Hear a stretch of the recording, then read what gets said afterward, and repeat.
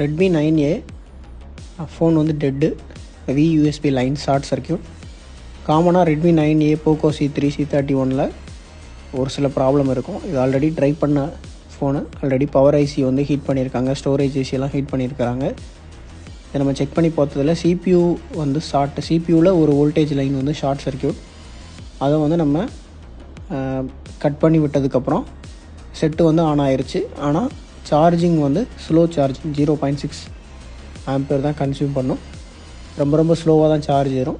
அதுக்கு ஃபிக்ஸுக்கு பவர் ஐசியை வந்து நம்ம ரிமூவ் பண்ணி ஒரு 2 பாயிண்ட்டை வந்து முக்கியமான டேட்டா லைன்ஸை வந்து நம்ம ஷார்ட் பண்ணுறோம். இது மூலிமா ஃபோன் வந்து ஃபாஸ்ட் சார்ஜிங் ஸ்விட்சிங் ஆயிரும். இது ஒரு மெத்தட். இன்னொரு மெத்தட் என்னென்னா, இந்த வேலையெல்லாம் செய்யாமல் டேரெக்டாக வந்து CPU ஷார்ட் சர்க்யூட்டான CPUவை வேறு ஒரு CPU சேஞ்ச் பண்ணிட்டோம்னா அதுவும் ரெடி ஆயிரும். ஸோ இந்த ஃபோனை நம்ம